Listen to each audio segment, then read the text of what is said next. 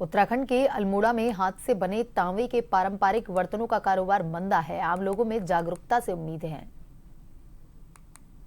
उत्तराखंड में अल्मोड़ा के टमटा में तांबा कारीगर परेशान है। उनका कारोबार लगातार गिरता जा रहा है। एक समय में टमटा घड़े, मग और गिलास जैसे तांबे के ऊंची गुणवत्ता वाले सामानों के लिए मशहूर था। इन पर हाथ से कारीगरी की जाती थी। अब कारीगरों का कहना है कि पिछले कुछ सालों से हाथ से बने तांबे के पारंपरिक सामानों की मांग काफी घट गई है। कारीगर गिरावट की कई वजह बताते हैं, जैसे सरकारी मदद की कमी, युवा पीढ़ी में इस शिल्प को लेकर बेरुखी।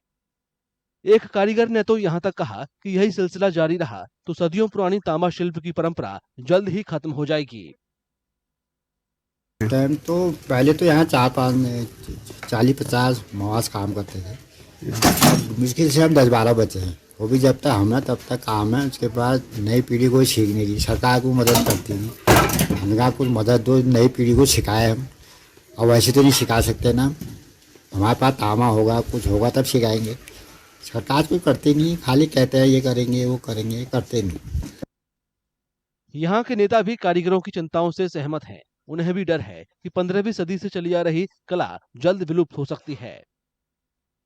जिस ताम उद्योग को यहाँ के हमारे जो हस्तशिल्पी है, जो ताम के माध्यम से चाहे वो हमारे फोले बनाते हैं, चाहे वो हमारे उसके लिए फिल्टर बनाते हैं या अन्य चीज़ें बनाते हैं, आज उसकी मांग पूरे राष्ट्रीय स्तर पर उसकी मांग होती थी और बहुत यहाँ से आयातित होता था।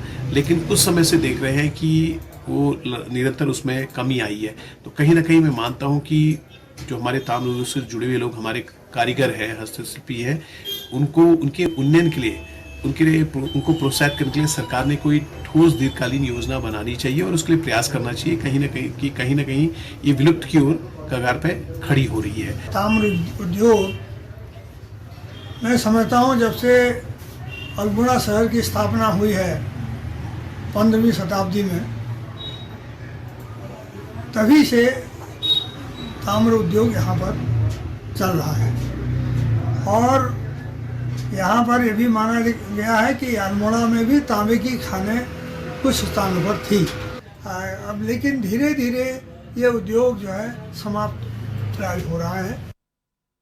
हालांकि कुछ तांबा व्यापारियों को हालात बदलने की उम्मीद है। एक व्यापारी ने बताया कि खासकर कोविड महामारी के बाद तांबे के गुणों को देखते हुए इस धातु के बर्तनों की मांग बढ़ी है।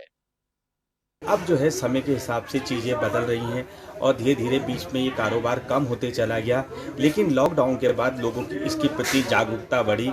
लोग तांबे, पीतल, कांसे और मेनली तांबे की तरफ लोग इसका ध्यान दे रहे हैं और अब इसका माल देश विदेश में भी लोग इसको पसंद कर रहे हैं। पहले से तो थोड़ा बहुत कारोबार इसका तांबे का अब यहाँ पर कम हुआ है। बेशक अल्मोड़ा में हाथ से तांबा के बर्तन बनाने का कारोबार फिलहाल मंदा पड़ा है।